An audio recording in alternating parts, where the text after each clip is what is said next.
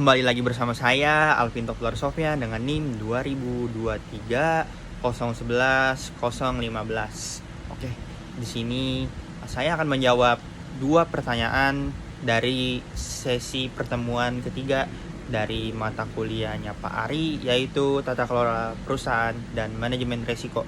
Oke, baik, di sini ada 2 pertanyaan yang dikasih nih sama Pak Ari. Jadi pertanyaannya itu yang pertama, jadi banyak perusahaan memiliki sistem manajemen risiko di atas kertas, tetapi tetap mengalami kerugian besar atau bahkan kebangkrutan. Menurut Anda nih, apa penyebab utama kegagalan manajemen risiko di perusahaan? Oke, jadi di sini ada banyak faktor nih dari kegagalan perusahaan karena manajemen risiko. Faktor-faktornya contohnya itu mungkin karena kelalaian dari perusahaannya itu sendiri. Jadi yang namanya manajemen risiko itu harus diterapkan nih di semua perusahaan. Kalau misalkan nggak ada manajemen risiko dan waktu tiba-tiba perusahaan mengalami sebuah masalah nih, mereka itu akan struggle. Dan dari struggle itu mereka dari yang namanya manajemen risiko yang telah dilakukan pasti akan terpakai nih saat ada masalah atau struggle yang dialami oleh perusahaan. Jadi semisal kita lalai nih, kita ada di sebuah company dan tidak menerapkan manajemen risiko, maka itu akan berakibat fatal bagi perusahaan yang kita jalani.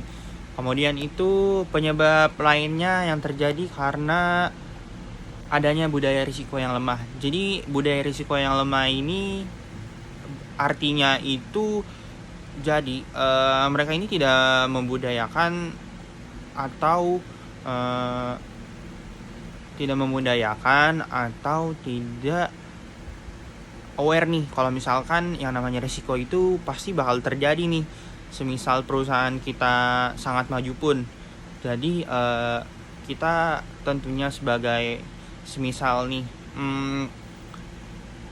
seorang CEO yang baik untuk perusahaan, kita harus aware banget sama yang namanya risiko yang bakal datang nih di perusahaan kita, dengan kita melakukan mitigasi dari manajemen risiko yang bakal kayak datang semisal sewaktu-waktu nih di company kita.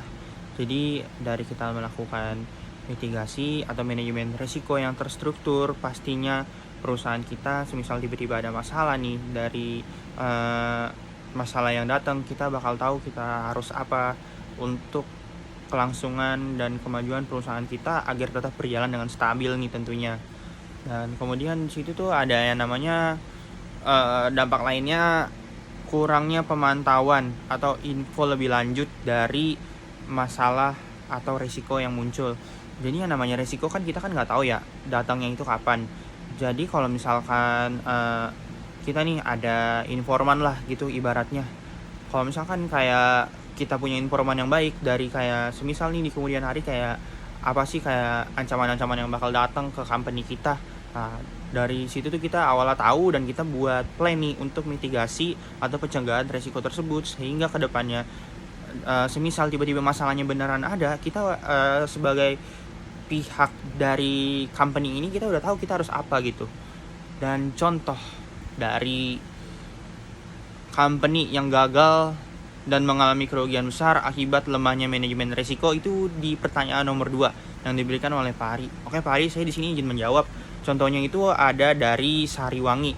Nah, Sariwangi itu kan yang kita tahu dia itu kan teh yang banyak nih ibu-ibu rumah tangga atau masyarakat konsumsi.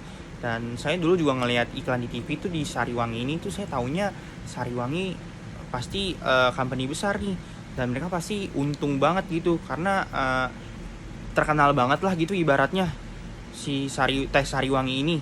Dan ternyata tuh si Sariwangi itu berdasarkan info yang saya baca nih Pak, dia itu tuh ternyata rugi. Mereka itu kurang banget yang namanya nerapin prinsip manajemen risiko atau ISO 31000. Jadi kurangnya itu apa? Jadi si Sariwangi ini tuh dia kurang yang namanya nerapin manajemen risiko. Manajemen risikonya apa? Jadi waktu itu tuh Sariwangi di waktu masa jayanya itu ternyata Sariwangi ini ternyata dia punya utang yang banyak nih.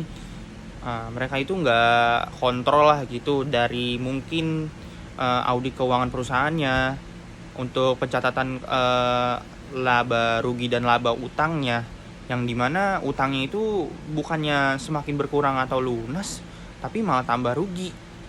Mereka itu nggak aware sama manajemen risiko. Kalau misalkan kayak suatu perusahaan itu ngutang, mereka itu harus memperhitungkan nih dari utang yang mereka pakai kira-kira bakal profit berapa, dan ibaratnya disusun lah gitu Pak, kayak keuangannya, kayak profit segini untuk memutarkan modal, dan bagian beberapa persennya itu untuk melunasi utang yang ada, dan bukan mengabaikan utang yang ada, yang berakibat dimana si Sariwangi ini nih, dia itu mengalami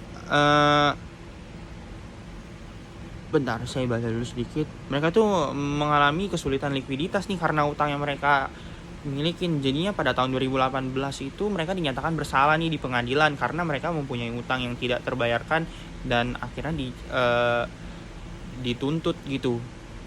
Dituntutnya itu mereka itu di pengadilan ini tuh si Sariwangi di apa ya nih katanya ya, mereka itu karena tidak melakukan mitigasi dan likuiditasnya tidak terpenuhi, mereka itu dinyatakan bersalah di pengadilan karena utang mereka ini yang tidak kunjung lunas-lunas. Mungkin itu yang dapat saya sampaikan dari sesi 3 ini ya Pak. Sesi 4. Kurang lebihnya mohon maaf jika ada kesalahan pengucapan. Terima kasih Pak Ari.